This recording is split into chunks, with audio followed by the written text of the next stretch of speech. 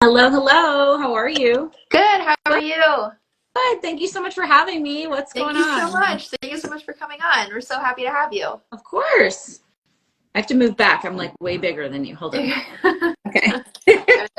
Gotcha. Exactly. All right. Well, thank you so much for joining us. Let's see if we could just give you a few minutes to give a quick introduction to our community.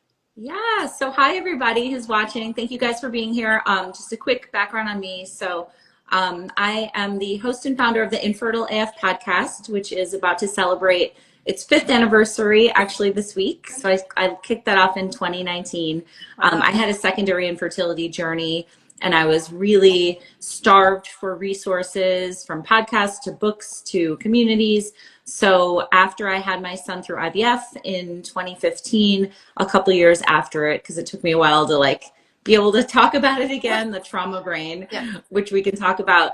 I started the podcast, and then in 2020, I co-founded a community called Fertility Rally with this amazing woman named Blair Nelson, who's also in the TTC space on her own infertility journey.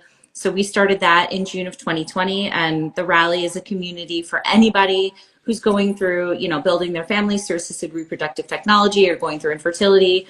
We have about 400 members at any given time. People come and go depending on what's going on in their treatment and their lives. But we have support groups and events. And then I have a book that I just released at the beginning of March called Work of Art. Oh, you have it. I have it too. Shocker. I have it too. Right. I have boxes of them in my basement. So I wrote this book because I wanted to have kind of a jumping off point for families or parents or kids that wanted to talk about this more and learn about IVF and ART. The book is the true story of my family, and it talks about how I told my son that he was born through IVF. It talks about secondary infertility a little bit. It talks about loss, but it's very palatable for kids. The I guess sweet spot is ages 4 to 8, but it's give or take. And that's been really cool because I've been doing kind of a mini book tour and lots of events and stuff just to get it out there. I just want people to have this resource and to, continue to normalize the conversation around different ways to build families. Right. No, that's amazing. And you answered my first question really was what your motivation was to write the book. And you came up with a story.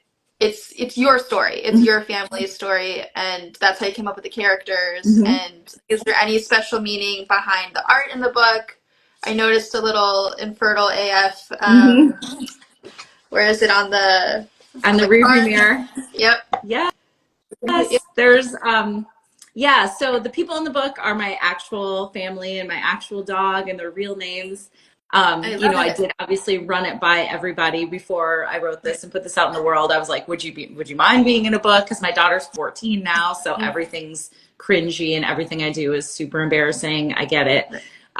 So they all agreed, which was cool. And then I found this awesome illustrator named Federico Bonificini. He's in Buenos Aires. And I talked to a bunch of different illustrators kind of looking for the right feel. But when I saw his stuff and he sent me some examples, I was just blown away. I mean, he's so talented. And I think that's half of the reason the book has been, successful and embraced so far is it just looks really cool. Oh, he's a really great illustrator. But yeah, it was fun. You mentioned the infertile AF little thing hanging from the rearview mirror. Yeah. It was cool to go through, he'd send me illustrations and then I would send back ooh, can the sweatshirt I'm wearing say Worst Club Best Members, which is our fertility rally tagline, little Easter eggs, I'm trying to pull a Taylor Swift and put Easter eggs and things. So people that are in this world would know there's a pineapple in the car. It's just little things throughout the book that if you're in this world or you know me or you know my family, you'll know, it's pretty authentic. So that was a really fun part of, the back and forth creative part with the illustrator. I love it.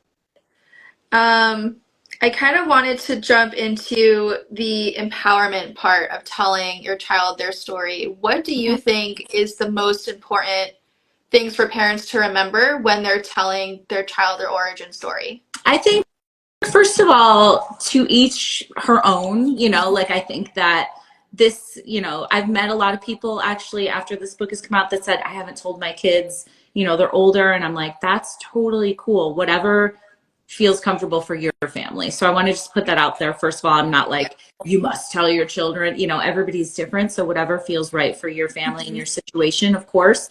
You know, for me, it's always kind of been a part of his story. He's never not heard me talking about it, partly because I'm doing these rally support groups and I'm doing, you know, my podcast in the house. You know, I work from home. So he hears me talking about all this stuff all the time. And so does my daughter. So it's always just kind of been the fabric of his story and her story too. So, you know, I think it's the empowerment comes from knowing that you know, like part of the impetus behind the book was I want kids who are born this way or in all these different ways through ART or after infertility to know how wanted they were and how loved they are and how hard their parents or parent or depending on the situation fought so hard to have them, you know, come into this world. And, you know, I don't want to leave my daughter out as well because I didn't have her through ART. So, you know, I do say in the book, like the reason I wanted another baby is because I loved being her mom so much, which is absolutely true. So, you know, it's basically making kids own their story. And, you know, both my kids came into the world in very different ways, but I think they feel empowered knowing that whichever way it was wonderful. You know, it worked out well for us, thankfully, through IVF. You know, I know it doesn't for so many people, and I feel very lucky that it did, but you know, it's the whole thing of like knowledge is power, right? You know, that's, you know, putting.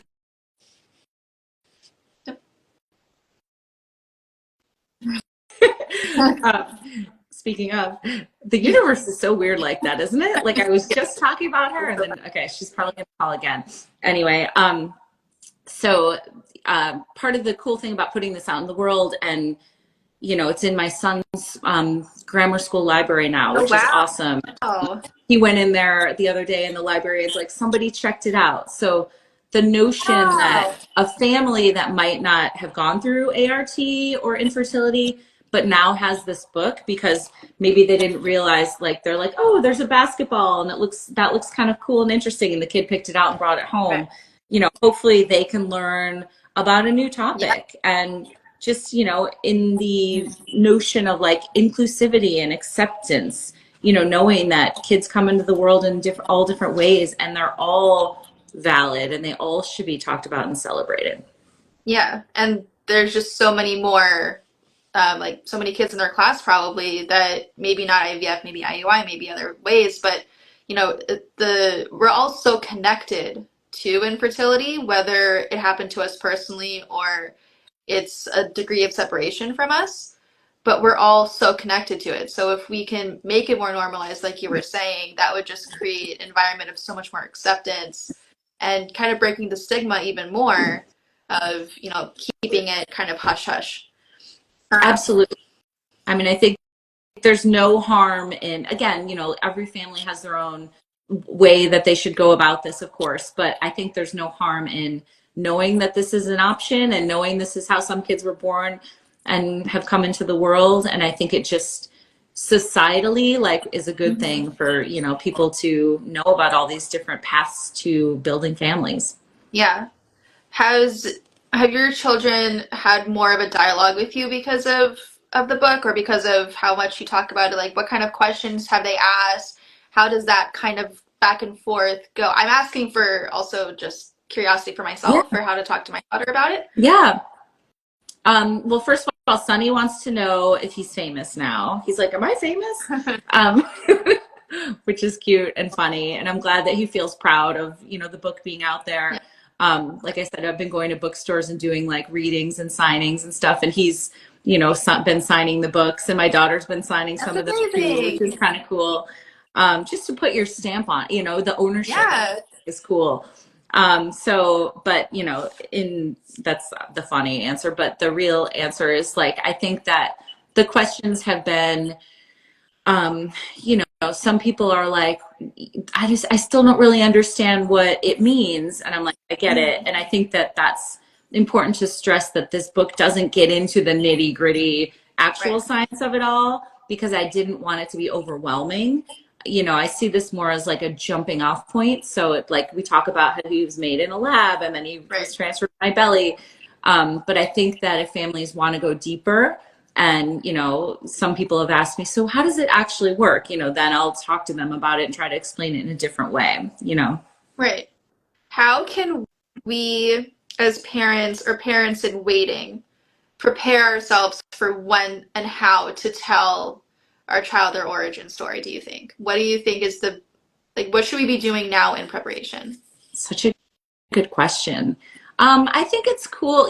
One really cool thing about this whole experience is that I have had parents in waiting order this book, and there's like an option to have it personalized if you'd like or not. Some of the notes that from the parents in waiting that I've gotten have been really heart melting and like made me so happy. It's just like one of them, I'm paraphrasing a little bit, but one of them was like, to our future babies, we loved you before we even met you, love mom and dad, which just makes me sob, because I think it's very cool that people are buying this for the hopes that they're going to have these kids that are wanted so badly someday. So people are putting them, socking it away as like a faith, that term faith purchase, like, people are buying it as a faith purchase. So I think that's really cool. I think that if you are in the wait, it's good to think about what you might want to tell your kids someday. Of course, that can always change and you're entitled to change your mind, but, I always come from a place where I just think it's good to kind of have it, like I said, be kind of the fabric of their story and make it just, it is what it is. And this is how you came and we love you so much. And you're not weird. There's a part in the book where Sonny's like, does that mean I'm weird? And, which is a valid question. My husband and I were talking about at the beginning of, IVF is only 40 some years old now. And at the beginning, we remembering when we were young kids and people were talking about like test tube babies and, throwing it around. It was almost like kind of like an insult, and we're like, we didn't even really know what that meant. It just sounded kind of weird. So I think to eliminate that, any sort of weirdness or judgment from kids who maybe weren't born in that way, I think is kind of a cool way to frame it too and think about it. What do you think the impact has on them hearing their story? Again, I think it's like, I think as long as they feel loved and like they were wanted and are wanted, I don't think there's any sort of like negative impact at all. I think it's kind of cool. If anything, Sonny's like, oh, I'm a little bit different from some of the other kids. And again, we say in the book, like, he's like, I don't think Jack was made in a lab. And I'm like, you never know. A lot of kids were born this way, so it's just more of like a acceptance thing, which I think is kind of great. I'm obviously very pro inclusion and pro acceptance for all different lifestyles and all different families. So, that means a lot to me to put that out there into the world, that like, it doesn't matter how you got here, but you're here and let's celebrate that. Yeah, that's the most important thing, is just like the love and the journey that it took to get to you was so hard, but look at all that you came from. Look at how hard we all worked and how beautiful so many different people work together to create you. Like, it's a really beautiful thing. Two more things before we go. One, do you have any last words of advice or wisdom to share with our community? Absolutely. I mean, I don't know about wisdom, but advice or things I've picked up along the way. I hope anybody who's watching or watches this later, knows that all the stuff that I've created and put out there are things that I wish I would have had when I was in the thick of it. The podcast and fertility rally community and this book. I wish I would have had this when they were even more little.